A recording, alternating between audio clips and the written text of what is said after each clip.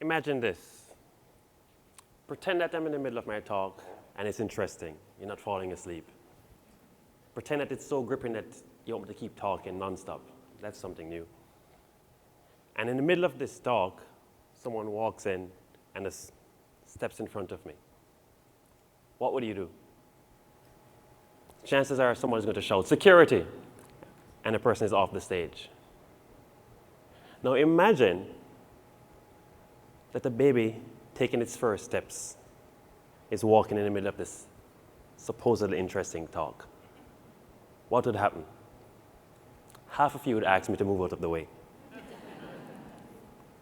And why? It doesn't matter how often you've seen it. You could be a great-granddad with 15 kids, 25 grandkids, 1 million great-grandkids. Every single instance you've seen of that baby walking, of taking that first steps, feels so fresh and new and alive as if it's the first time. And why? Just think of it. All the rich symbolism associated with walking.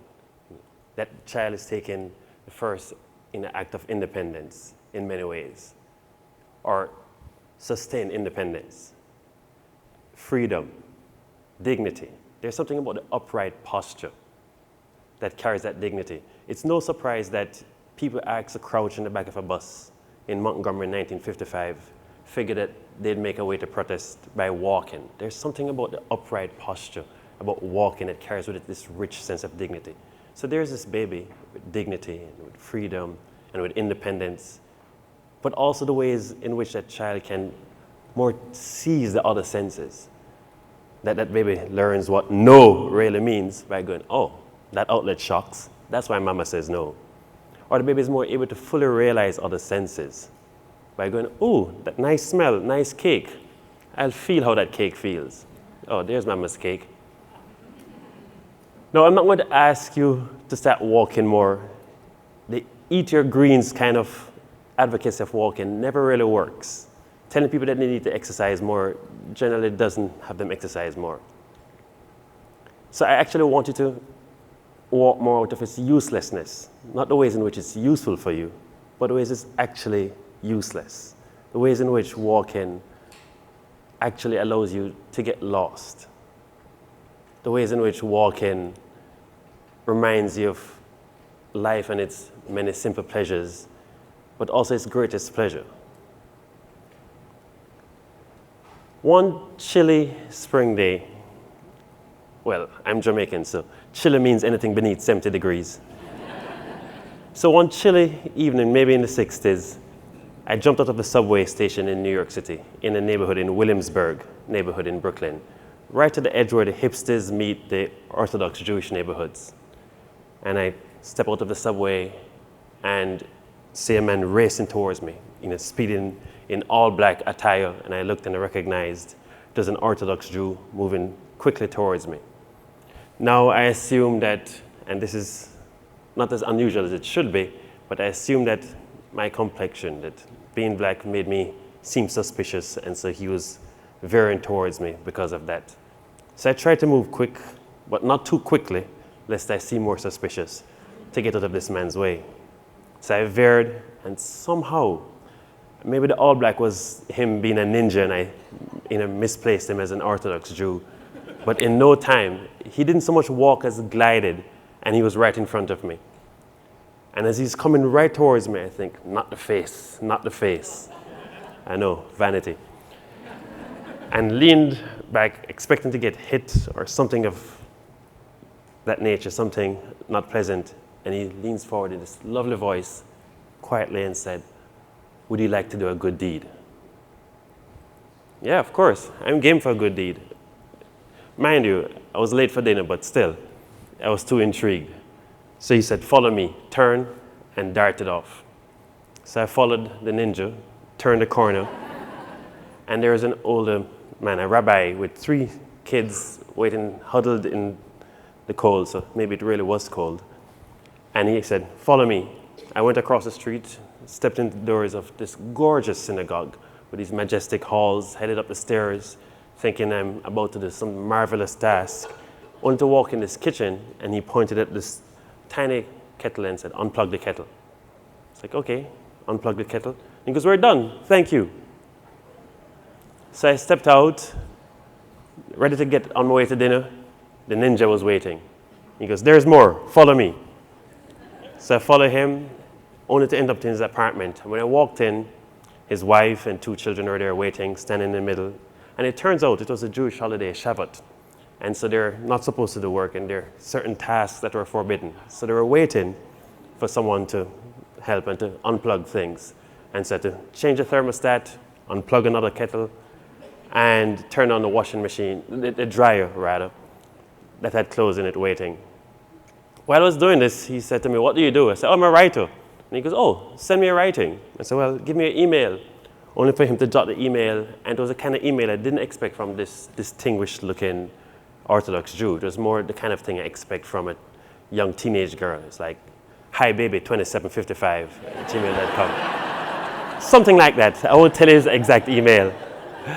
But imagine the surprise, me getting that email. And then he said, oh, you're on your way for a journey. Let me give you some food. I was like, no, I don't need any food.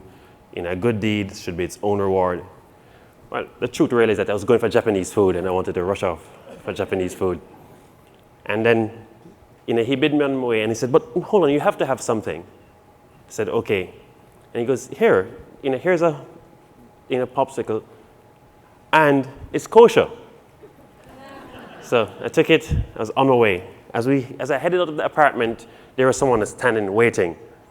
No words, he just beckoned to me, come.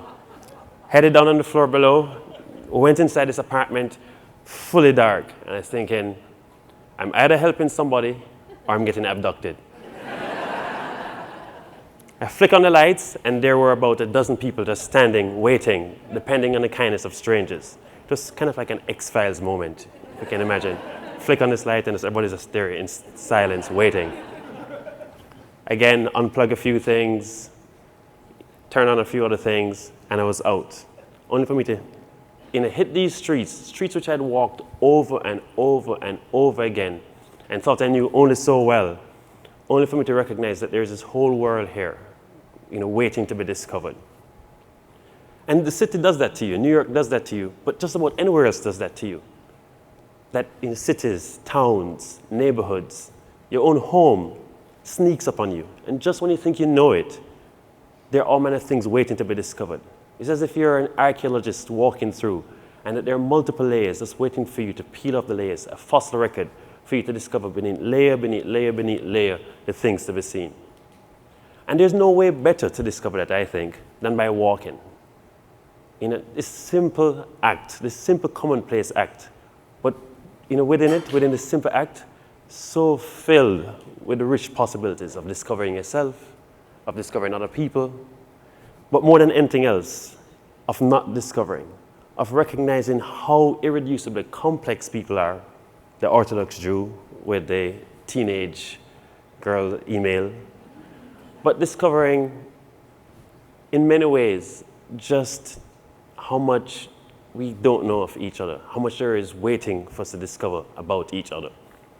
I mean, the thing about walking is that the very act of walking is built within it this idea of vulnerability. I mean, one of the reasons we love seeing that baby walk is because of how the baby is conquering vulnerability. The very act of walking is interrupted falling. Gravity is making this come on to you. Gravity really wants to get close to you, but you're saying, not now.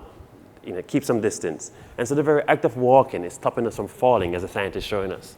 That were it not for walking, we'd just be slamming on the ground. But along with that vulnerability, the vulnerability is happening between two things. We're walking out of choice, or we're walking out of necessity. But in between those two poles of us walking and moving along and conquering vulnerabilities is also our own vulnerabilities, our readiness to hide from ourselves, to hide from each other.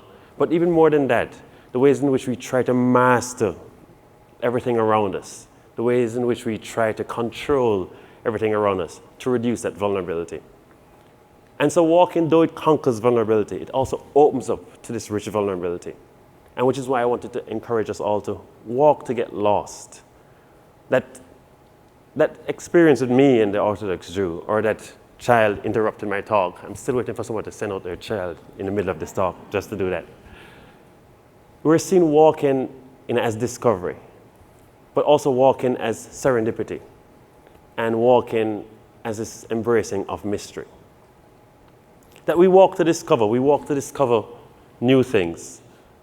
That even places that we think we've known and know only so well, it only takes some time for you to bump into someone and start having a conversation and start, even stop and observe. People watch, one of the great American activities.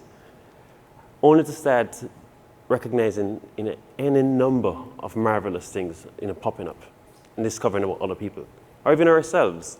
I remember this remark that someone was writing about someone being lost, someone having died, and saying, listen, that person being gone is not only that person's absence. We have not only lost that person, but we've lost important aspects of ourselves, because there are things about us that will only arise in the presence of that person. A particular joke will arise a certain kind of, evoke a certain kind of laughter, or draw forth a certain kind of laughter, which only happens in the presence of that person. And walking is like that there are things that you encounter, people you encounter, that pull things out of you that only happen in their presence, or with a certain particular experience. So we walk to discover. But as we're discovering things, as we're learning things, as we're even at neighbor that we'd like to avoid, we'd be amazed at how much marvelous, or not so marvelous stories they have. But the things we discover in interacting with them is serendipity. That child following the senses. That to be like a child again, as the Polish poet Wisława Szymborska spoke and said in one of her poems, the most urgent questions are the naive one, is to be made a child again. In the same way we were walking, and walking is like a barometer. If it's hot outside, you feel hot. If it's wet, if it's raining, you're wet. The same way walking is that physical barometer, it becomes also social barometer. I mean, if you're a woman, that walking can sometimes be this imperil act, that you either get too much attention, which you don't want, or, sadly, you hit a certain age and people decide that you're not worthy of attention anymore. So you're hypervisible or you're invisible. And so you discover, things that you don't want to know, or you'd rather, not have to think about. But it also leads you to marvelous things and leads you to serendipity, where a particular street surprises you. You follow a certain sound, you follow a certain smell, you follow a certain experience, and it shows you just what manner of surprises are there waiting for you. But more than that, it shows you the joys of getting lost. Now, I love walking, and there are all manner of great things to walking. Yes, we walk because walking is good for thinking, as the scientists have told us. Walking is good for your health. I mean, the Surgeon General just had a call to walk, which feels like a call to breathe. But that's the state we're at now, him saying just how healthy it is for us. We walk to map places, that there are ways in which as we walk, we create these new maps, we create a sense of place, that a space actually gets transformed to a place when you begin walking through it, that you have a sense of attachment. I mean, so much so that, I'm not sure if you've had this experience, I'm sure there are some of you out there, it has happened to me, where there are routes I walked when we were walking for romance, and I break up with my girlfriend, and I avoid those places because of the memories that they evoke. So you try to create and you build new maps. Or you go to a new city, and the map that you know from wherever you live, you try to inscribe that map over the new city, and it's like these different maps conflicting with each other. So we walk for all these reasons, but serendipity has a way of jolting us out and letting us recognize the ways cities are filled with mystery, the ways in which our desire for mastery, to master everything, to control everything around us, the ways in which people become irreducibly complex, filled with mystery. And so therefore the world itself becomes filled with mystery. And what happens? I'll give the last words to the poet Seamus Heaney. Then we know to listen to for music that we never knew was there in the first place. Thank you.